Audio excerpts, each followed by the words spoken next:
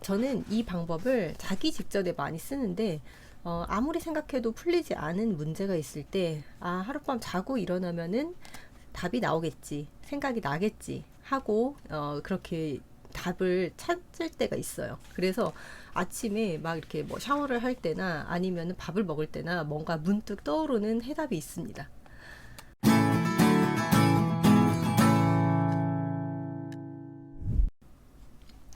안녕하세요. 1분 책 읽기 매일 낭독 시간입니다.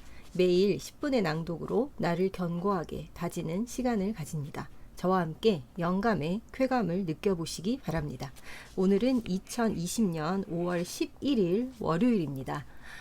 오늘 제가 다시 가지고 나온 책은 워칭 2예요. 몸으로 된 나가 진짜 나일까? 라는 그런 생각 혹시 해보신 적 있으신가요? 저는 명상에 빠지면서 내가 몸에 국한된 게 아니다. 나를 몸 이 하나에 한계를 짓지 말자라는 생각을 문득문득 했었는데 그런 내용을 담고 있습니다. 시야를 넓히면 넓힐수록 나도 커진다 라고 얘기를 하고 있고요. 그 중에서 여러분의 이해를 돕기 위해 공간의 크기가 현실 창조력의 크기이다. 공간이 넓으면 넓을수록 우리의 창조력도 그만큼 커진다. 라는 얘기를 하고 있어요. 제가 유첼유라라는 채널을 통해서 그 명상을 알게 되었고, 그리고 다른 또 수많은 명상 관련 채널들을 보면서 이 명상 연습을 하고 있는데, 그 유도 명상 중에 마인드풀 TV에서 하는 그 우주로 나의 의식을 확장하는 그런 명상이 있어요. 근데 그 명상을 하다 보면 정말 내가 이 진짜 몸에 국한된 게 아니라 내 몸 하나에 한계 지어진 게 아니라 나의 의식은 우주로 무한히 확장될 수 있다라는 느낌을 받게 됩니다. 한번 여러분도 명상을 해보지 않으신 분들 한번 집중해서 해보시기 바랍니다. 공간의 크기가 현실 창조력의 크기이다. 별에게 소원을 빌면 정말 이루어질까? 저는 어렸을 때부터 부모님의 심한 학대 속에서 자랐습니다. 여자인 저를 발가벗겨 한겨울 문 밖에 세워두고 문을 열어주지 않았습니다. 어머니는 피가 줄줄 흐르도록 숟가락으로 제 머리를 때렸고 제가 손으로 머리를 막고 있으면 욕을 퍼부었습니다. 말을 듣지 않는다고 다리미로 제 팔을 찢어 한참 동안 붕대를 감고 있기도 했습니다. 더 심한 이야기는 하지 않을게요. 그 후유증으로 저는 늘 자신감이 없고 기가 죽어 있었습니다. 남의 눈치만 보기 일쑤였고요. 사춘기 땐 알코올 중독에 빠져서 온갖 나쁜 짓을 서슴지 않았죠. 물건도 훔치고 남들을 괴롭히고 때리고 남자를 만나도 정말 못된 놈들만 만나 돈도 뜯기고 맞기도 했습니다. 마침내 끝없는 자살 시도. 창문엔 항상 암막 커튼을 쳐놓아 낮에도 깜깜했습니다. 방 안엔 온갖 쓰레기와 술병들이 나뒹굴고요. 퇴근하면 곧바로 귀가해서 술을 마셨습니다. 취하지 않고는 도저히 잠을 잘 수 없었으니까요. 더 이상 추락할 곳이 없었습니다. 그래도 제 마음속 깊은 곳엔 희미하게나마 살고 싶은 마음이 있었나 봅니다. 가끔씩 밤하늘을 올려다보며 멍한 눈으로 되뇌곤 했습니다. 언젠간 좋은 사람이 나타날 거야. 언젠가는 날 구해줄 바른 사람이 나타날 거야. 그 사람으로 인해 난 변해갈 거야. 터무니없는 혼잣말이었죠. 몇 개월 뒤 친척 언니가 갑작스럽게 한 남자를 소개해 주었습니다. 저와는 비교할 수 없을 정도로 멋진 남자였습니다. 좋은 대학을 나와 좋은 직장에서 잘 나가는 남자였죠. 처음부터 너무 차이가 났기에 저는 그냥 그 자리에서 일어섰습니다. 사실 흥미도 없었고요. 하지만 그는 그렇지 않았는지 저에게 적극적으로 다가왔습니다. 지금도 저는 그가 왜 저를 좋아했는지 도무지 이해할 수 없습니다. 나중에 물어봤을 때 제게 우울함도 있고 뭔가 이상해 보이긴 했지만 신기하게도 제게 자꾸 끌렸다고 합니다. 그는 마치 잃어버렸던 엄마나 아빠와 같은 모습을 띠기도 했고 자상한 남편의 모습을 보이기도 했습니다. 제 아픈 과거에 놀라지도 않았고 조용히 귀 기울여 듣고 뒤에서 쓰다듬어 주었습니다. 그의 눈을 보았을 때 침묵의 의미를 알 수 있었습니다. 그의 눈은 어린아이처럼 순수했고 사랑으로 가득했습니다. 그는 저를 병원에 데려가 알코올 중독을 치료해 주었고 쉬는 날마다 책을 읽게 해주었습니다. 자신이 읽은 영적인 책들을 저에게 권해주었지요. 저는 처음엔 내키지 않았지만 점차 미친 듯이 빠져들었습니다. 그때부터 제 인생은 조금씩 달라지기 시작했습니다. 아침에 일어나면 그토록 대하기 힘들었던 햇볕이 이젠 따스하고 아름답게 다가왔습니다. 그동안 한 번도 제대로 쳐다보지 않았던 버스 정류장도, 제멋대로 나뒹구는 도로가의 나뭇잎도 그처럼 아름다울 수 있다는 것을 처음으로 깨달았습니다. 퇴근길에 창밖으로 펼쳐지는 저녁 노을에도 감사해서 눈물이 줄줄 쏟아졌습니다. 지금까지 살면서 가장 많이 울었던 것 같습니다. 내 삶이 기구해서가 아니라 너무도 가치 있고 감사해서였습니다.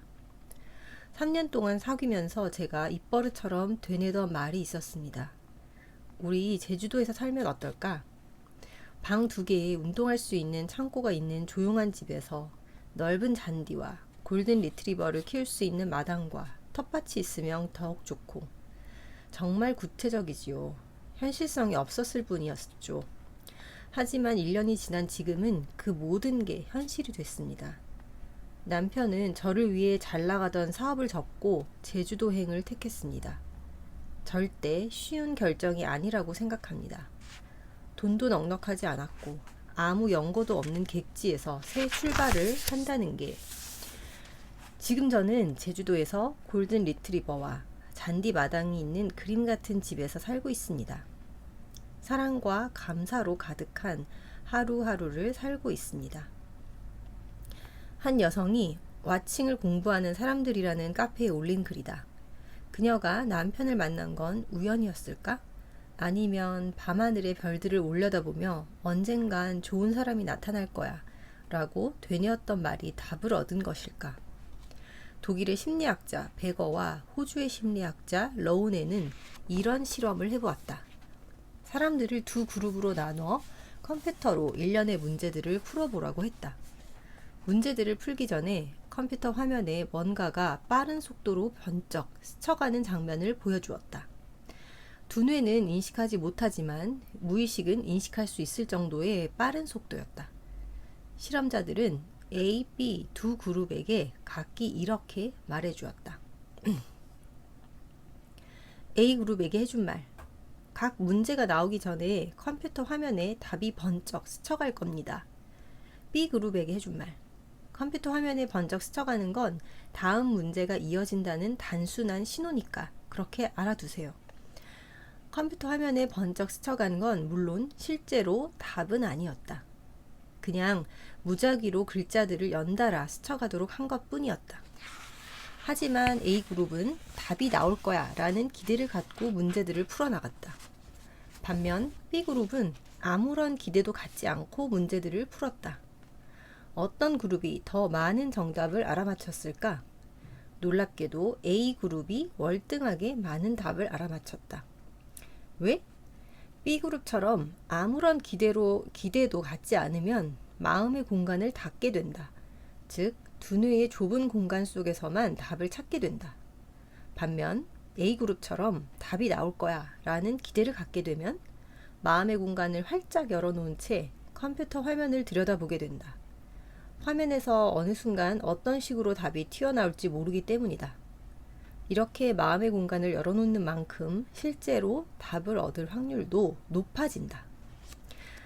소아마비 백신을 개발한 소크 박사는 어떤 문제에 대한 답도 이미 존재한다.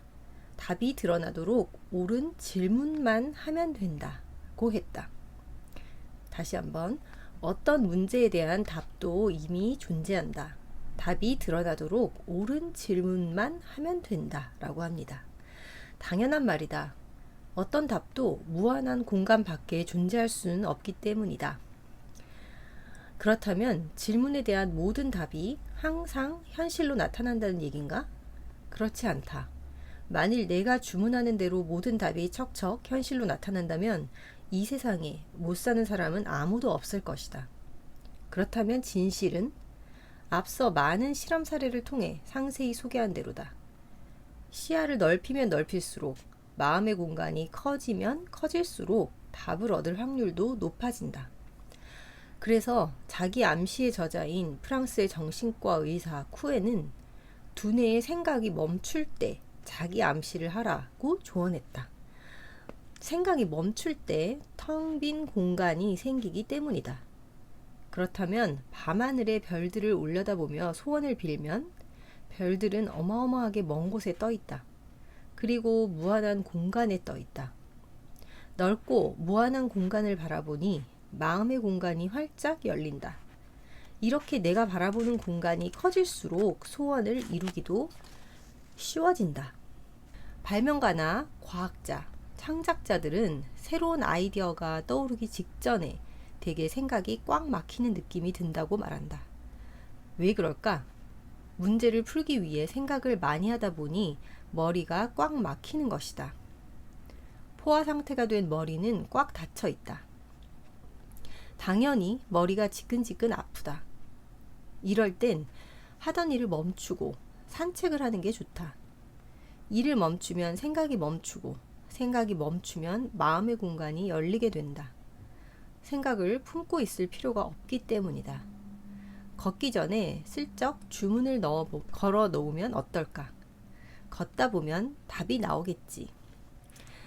저는 이 방법을 자기 직전에 많이 쓰는데, 아무리 생각해도 풀리지 않은 문제가 있을 때, 하룻밤 자고 일어나면은 답이 나오겠지, 생각이 나겠지 하고, 그렇게 답을 찾을 때가 있어요. 그래서 아침에 막 이렇게 뭐 샤워를 할 때나 아니면 밥을 먹을 때나 뭔가 문득 떠오르는 해답이 있습니다.